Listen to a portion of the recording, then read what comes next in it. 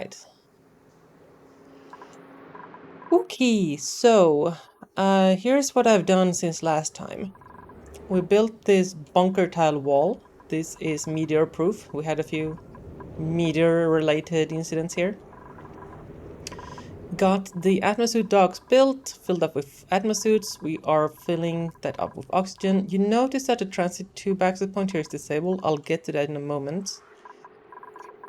And like, I think it's like in the second episode or something, we wanted to build aquatuners, but we couldn't because we didn't have what's it called? Gold amalgam. And I don't know what I was smoking. My brain was the smoothest of smooth. You build these out of steel because even if you use gold amalgam, they're still going to melt inside of here. So I did get the heat removal thing working. So basically, these refineries have, and don't freak out, chat. Don't freak out. It all makes sense, okay?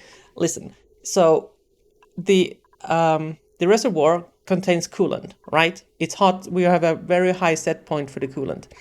It goes out here, and if there's no coolant coming out of the machine, we fill up this loop, so there's constantly coolant going this way. The coolant deposits its heat into this hot box, which into the steam, which we extract using these steam generators to create power. The coolant goes over here, over this thermosensor on the way back, and if it is cold enough, we feed it into the machine, but only if the machine will take more coolant. Otherwise, the coolant is going to continue on here and into the reservoir. And as you remember from just previously, it's also going to go out here. So as long as the machine is not operating, this loop is going to be permanently circulating like this. So any heat that is built up in the reservoir will over time be dumped into this steam room, which we will extract heat from to create power. And that the temperature of this room sets the operating point of this coolant around 200 C. So any additional work we do here puts heat into the coolant in excess of the operating point, and we extract that heat in the form of electrical power over here. And that electrical generation creates some heat, which we of course remove with this coolant loop that I've extended. And it goes all the way over here, circulates here, goes back here, cools this thing, goes over here, jumps across, cools this thing, gets back up all the way around, gets down here, and now it cools our farms as well. So we are no longer dependent on the temperature of the liquid that we're pumping in, because we're just air conditioning this room now using this massive coolant loop. And it all circulates back here through these two thermo aquatuners. Or liquid aquatune, something. Thermo aquatuners. There we go. And they will drop the temperature from the inlet to the outlet by as much as 28 degrees Celsius if needed. So using these two controllers, I've set the operating point to be 5C if we can get there. So if it's above 5C, this one will run, and if it's above 10C, then this one will also run. But you might wonder, what if the output is above 10 degrees Celsius and it runs through these two that drops the temperature by 28 degrees total? Wouldn't that freeze? Well, technically not. First of all, because we're picking up heat from all over the place, and if you look at the delta T here in the loop, we exit at 10C and we come back at 26. So we're picking up 16 degrees in the loop already. So we're actually probably going to be 16 above this set point at least, or typically. But even if it did, even if it weren't, so the coolant we're using is polluted water, I mean. And polluted water is not clean water, so it has an altered boiling point, freezing point, I mean. Where is some polluted water? Here. you can see the freezing point is minus 20.6, and you need to go below the enthalpic energy. Wait, is it enthalpic when it's freezing?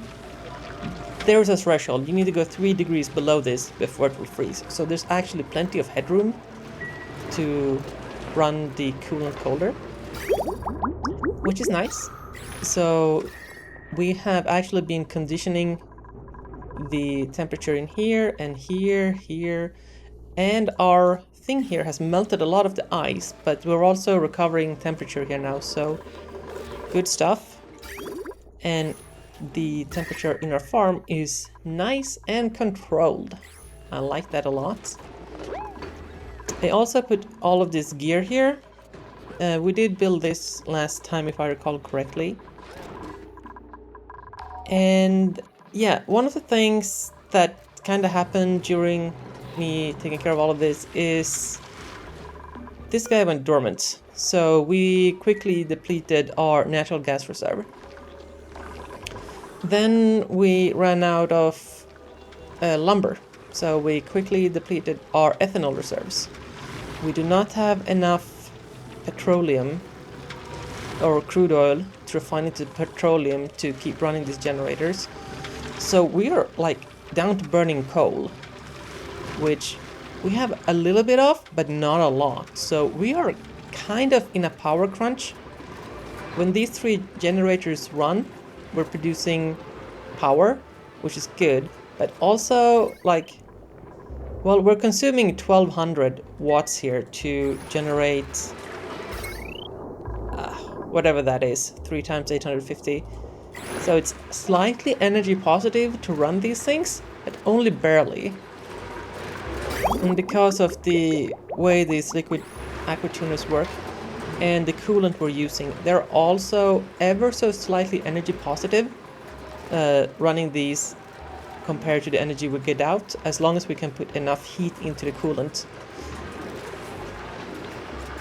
But even with that, we're not like anywhere near producing enough power. If we can have all of these 4 running, plus the steam turbines, then, you know, we can kind of stay afloat. And this is why I've gone ahead and disabled all of the transit access points, because they are consuming a lot of power. Unfortunately, we cannot afford to run them. And we kind of sort of need to quickly look through and see the various outputs here. Where is power being consumed and what can we do to reduce it? So we have 240 on this wire. What is that? Okay, it's the crusher. And most of this is disabled. Right, so I think what I went through and did last time is I turned off as much stuff as we could to conserve power, but also I reconfigured this piping mess here. Now that we have the coolant thing here, we didn't need the system to condition the temperature of this water, and the temperature of this water is now actually quite high, because it technically doesn't matter, because we're just conditioning these rooms and we're picking up the heat and dumping it into the hot box or the steam room. However, there's one downside to that, and that is that the oxygen that's going into the base is actually picking up the temperature that this water has, and this water is consistently getting hotter because of what's going on here. And we don't have any cool water coming in anymore because this guy is dormant again for another 43 cycles.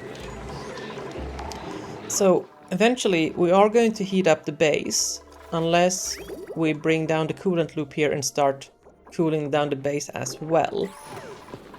Which we could do, or we could just cool down this body of water and have it act as a thermal mass that cools the incoming oxygen, and the incoming oxygen then cools the base. I don't really know which one of those is better, because we kind of need to get across this double line here with the coolant loop. But anyway, that is less critical than getting a source of power, or an additional source of fuel, rather. So my thinking has been either we build a thing in space with solar panels and a large array of batteries, which is going to need a large amount of gold, not gold, but various metals for the batteries and the wiring and the stuff and the solar panels.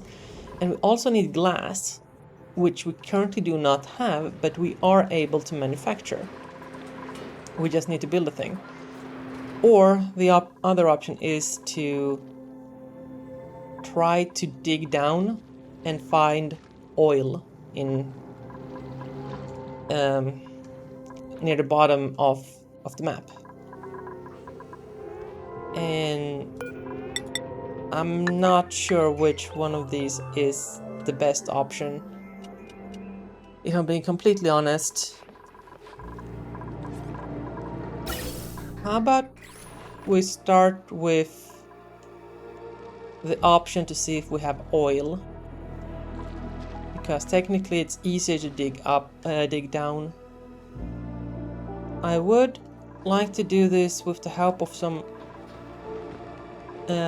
excuse me, do this with the help of some exosuits, because then we're not gonna have irritated eyes and stuff when we're going down through chlorine and whatnot. So technically that should be a little bit more efficient. And also, if we do strike oil, it's gonna be hot down there, so the exosuits are even more advisable. Where are the exosuit docks, though? Stations? Yeah, okay, so here's what I'm thinking. I'm thinking that we don't build these out of steel.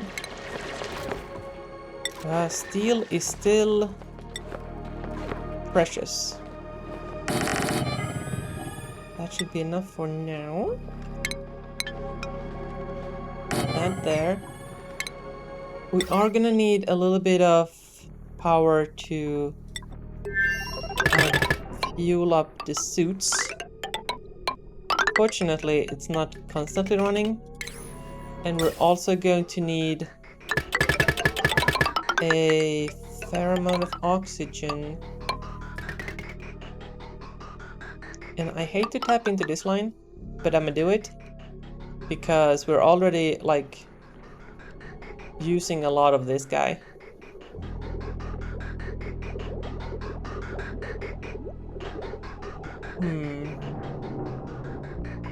And, like, we are actually using a lot of oxygen. Especially for filling up these atmosuits. Which we need to keep doing because we will have to get into space. So, building that, I think we're just gonna tap into that thing until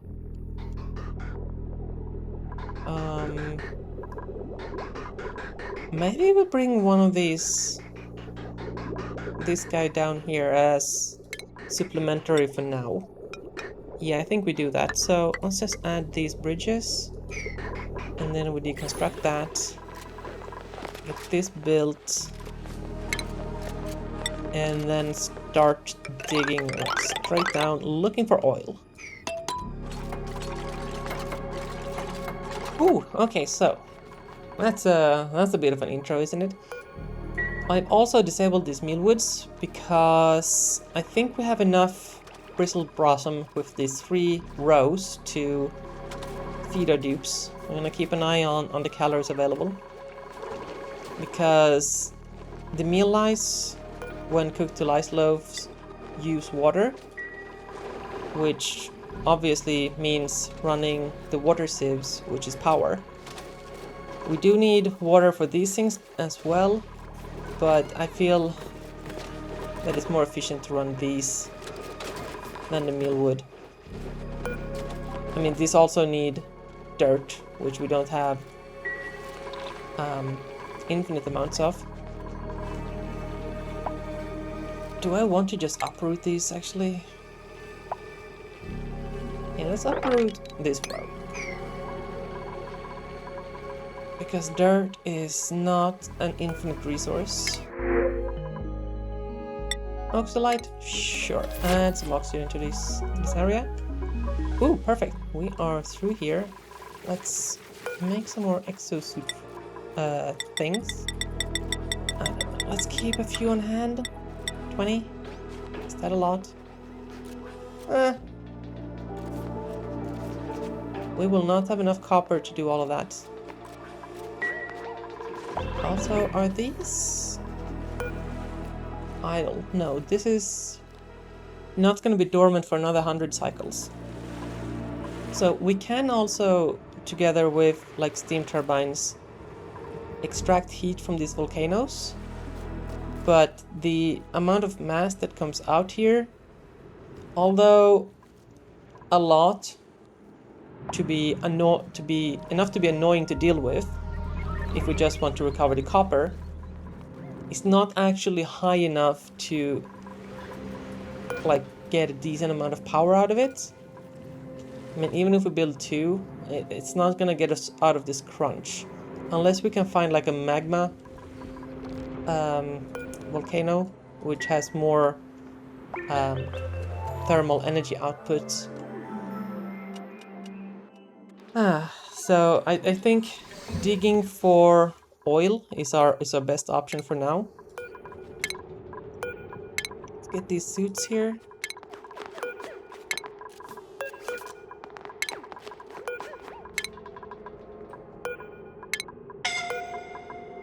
Building. You'll be fine, don't worry about it. Okay. Yeah, that's gonna be an issue. Did we get these bridges built? Yeah, okay. Now let's get rid of those middle things. Pull this guy down through here? Question mark. And we're gonna remove this section here. That's gonna increase the flow from this down here.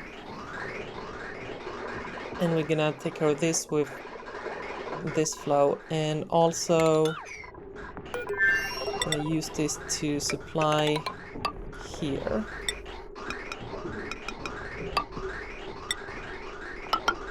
It's not pretty, but it is what we got.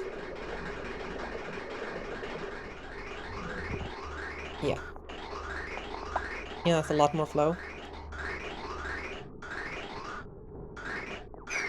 Maybe there will be enough pressure up here that these will overpressurize soon enough, and then we can get most of this flow going to the exosuits.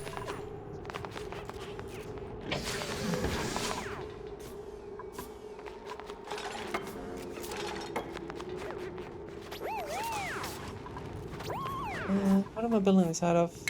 Igneous rock? We have a lot of that, but what is this? Granite. Let's build these out of granite that we have nearby until we get like down here where we have igneous. Just trying to keep this dig efficient.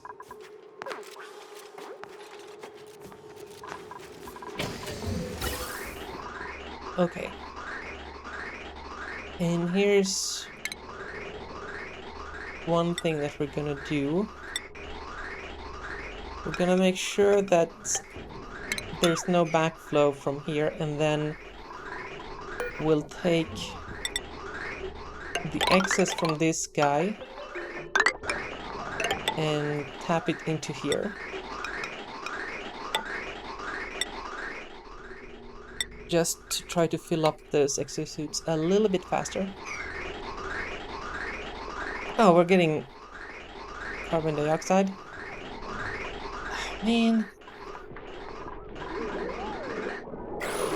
Maybe if we just close this door. Then there should be no way carbon dioxide can get in here. Unless a dupe decides to wander in here for some unknown reason. Ooh. Yeah, okay. We're actually doing okay for now on power.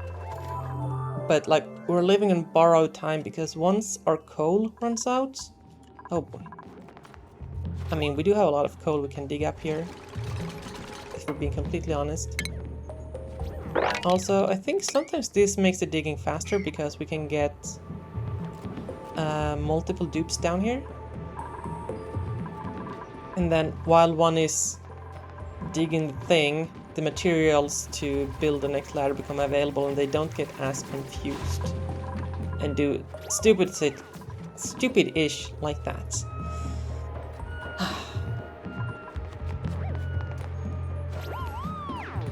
Okay, Gary, I trust you. You got this. Do the smart thing. Keep going. No! Just... Oh. Going to harvest. Why are you harvesting? Okay, okay. Priority time. Priority time. Farming. New duplicant... Oh, excuse me. Have a negative farming affinity. Okay, unless you're cooking or a farmer by trade, you will prefer to not go farming. Specialization of labor and all of that. If you are gourmetically inclined, that meaning you are likely to stay in the base, you can farm. So I want to try to reduce the amount of running back and forth our dupes do. Get more work done. Can we? Harvest. How about no? How about no, bro? Storage. It's a low priority. How is it higher priority than this? Oh. So I want my builders and diggers to have high priority on both building and digging, because they're the ones likely to be at the build site, but the miners are gonna have a slight priority on mining and likewise for builders on building.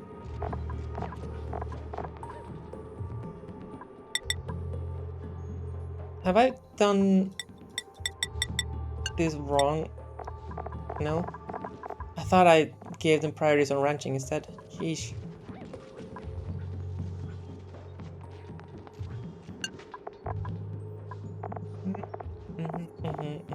Okay.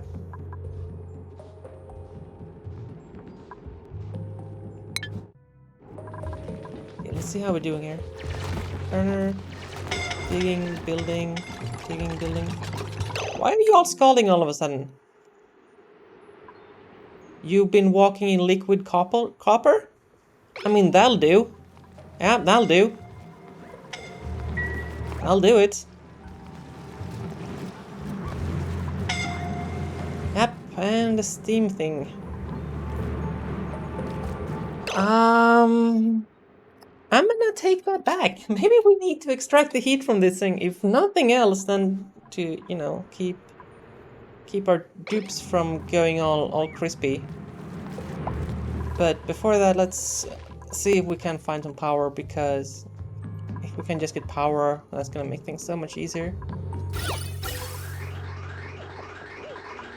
Wrong element damage. Yeah, eventually this will all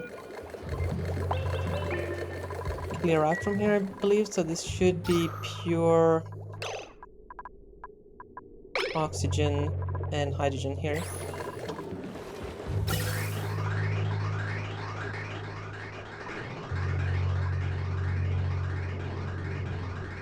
And like, in theory, if all these four are running full bore and not getting max overpressurized so they can't operate for a little bit, then they should be able to sustain these four.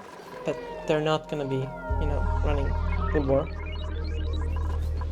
But what I'm trying to say is we should be pretty close to running a full bore. Look at this teamwork going on.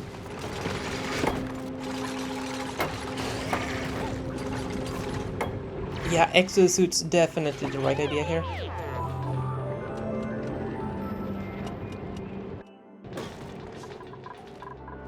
Meanwhile, I would like to start building this thing because we have dupes that cannot be down there because we don't have enough exosuits yet. But if I start laying down the blueprints, they're gonna start building it, so we need to pause to figure out the blueprint, and that means, you know, this thing ain't happening while we're paused. So I do want to keep going down here.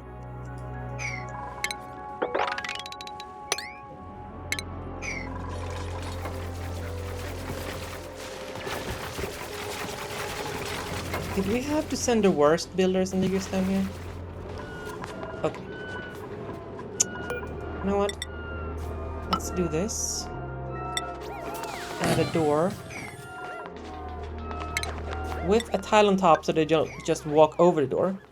And then we're gonna control who can go down here, and we're gonna take our best builders and diggers.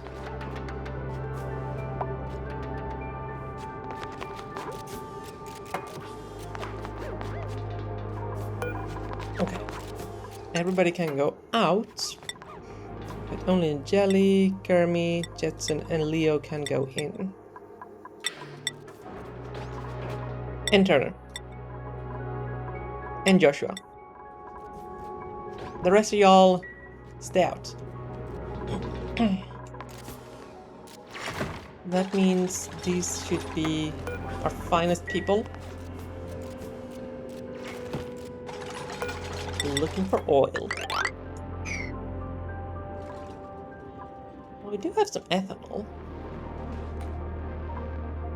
Technically, this ethanol could also tide us over if we can somehow get a pipe through all of this over in here. Well, maybe. Maybe it's not that bad. Hold on. Hold on. So we do want to hook into this thing, right? Come down underneath here.